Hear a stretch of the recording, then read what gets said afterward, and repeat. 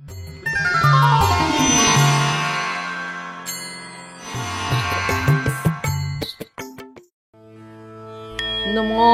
শিবায় শান্তায় কারণত্রয় হেতবে নিবেদয়ামি চত্তানং তং গতি পরমেশ্বর। নমস্তভ্যং বিরূপাক্ষং নমো পিনাকহস্তায় নমো দণ্ডপাশংসিপানায় নমো ত্রৈলোক্যনাথায় ভূতানাং পতে নমো বাণেশ্বরায় নবকার্ণবতারণায় দরিদ্র দুঃখ দহনায় নমো শিবায় নমো নমো শিবায় নমো নমো শিবায় নমো।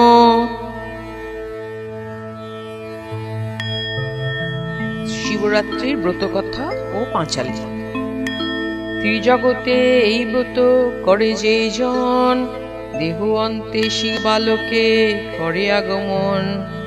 পার্বতী জিজ্ঞাসা করে দেব মহেশ্বরে, ব্রতের বিধান প্রভু বলুন আমারে।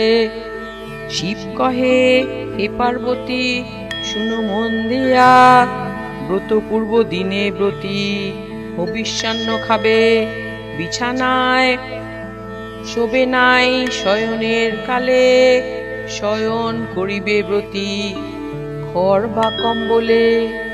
শিবরাত্রি দিনে ব্রতী রবে উপবাসী, সন্ধ্যাকালে বসিবে পূজা স্থানে আসি। গঙ্গা মাটি বিল্লপত্র ফুল গঙ্গা জল, দধি দুগ্ধ ঘৃত মধু রাখিবে সকল। সুপক্ক কদলী ফল সঙ্গেতে রাখিবে, সাধ্যমতো নৈবেদ্যাদি সঙ্গেতে আনিবে। ধূপ প্রদীপ জ্বালি রাখিবে তথায়, তারপর ভক্তি ভরে বসিবে পূজায়। গঙ্গা মাটি দিয়ে ব্রতী যতন করিয়া, চারি শিব গঠন করিবে তাহা দিয়া। এক এক শিবলয়ে এক এক প্রহরে, অর্চনা করিবে ব্রতী অতি ভক্তি ভরে। সন্ধ্যা বন্দনাদি সব করি সমাপন, ভক্তিতে করিবে পূজা যত ব্রতীগণ। দুগ্ধস্থান করাইয়া প্রথম প্রহরে, তারপর অর্ঘ্য দিয়া পূজিবে আমারে। দ্বিতীয় প্রহরে দধি স্নান করাইবে, তারপর অর্ঘ্য দিয়া যতনে পূজিবে। ঘৃত স্নান করাইবে তৃতীয় প্রহরে, করিবে আমার পূজা সাধ্য উপচারে। চতুর্থ প্রহরে মধু স্নান করাইবে, তাহাতে হইব তৃষ্ট শুনো বলি শিবে। অবশ্য করিবে সবে রাত্রি জাগরণ, পরদিন ব্রত কথা করিবে শ্রবণ। সাধ্যমতো ব্রাহ্মণেরে ভোজন করাইবে, ভোজনের শেষে তারে দক্ষিণা দানিবে। অবশেষে নির্মাল্য লইয়া ব্রতীগণ, যত ব্রতীগণ সবে করিবে পারণ। শিবরাত্রি ব্রত পূজা যেজন করে, শিবলোক প্রাপ্ত হয় মরণের পরে। পুনর্বার জন্ম তার হয় না ধরায়, এই ব্রত ফলে সর্ব পাপ ক্ষয় হয়। দান যজ্ঞ পূজার্চনা আর তপস্যাতে, এ ব্রতের কিছু ফল না পারে লোভিতে।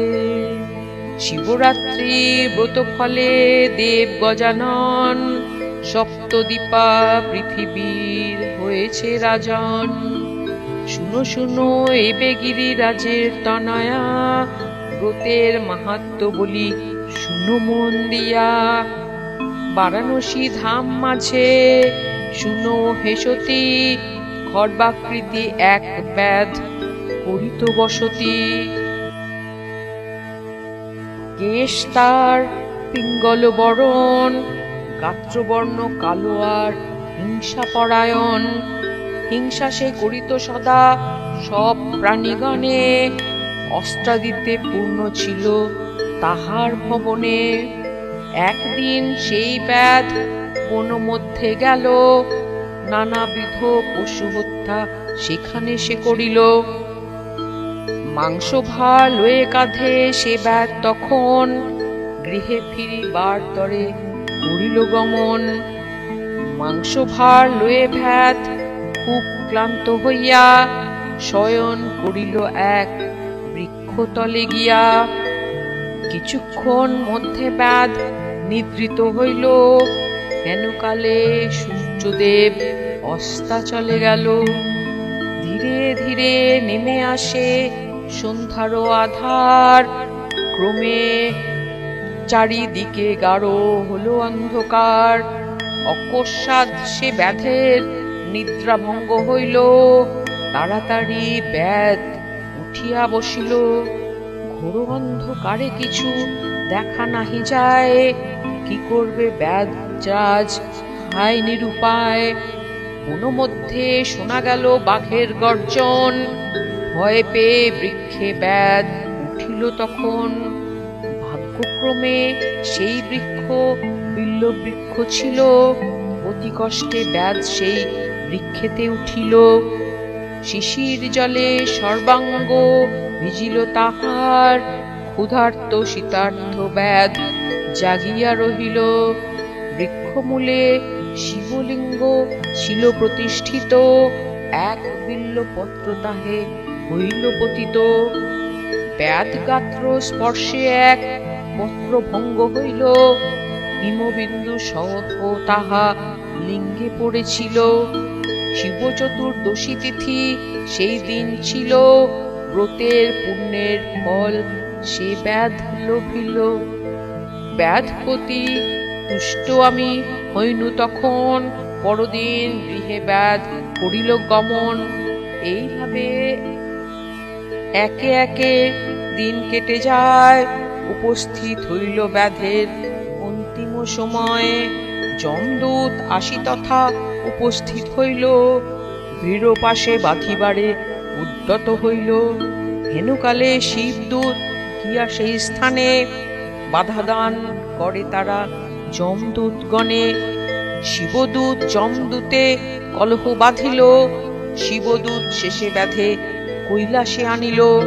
দ্বারপাল ছিল নন্দী কৈলাসপুরীতে, যমদূতগণ তারে লাগিল বলিতে। এই ব্যাধ ছিল ক্রূর জীবহিংসাকারী, ধর্মকর্ম মানে নাই সদা পাপাচারী।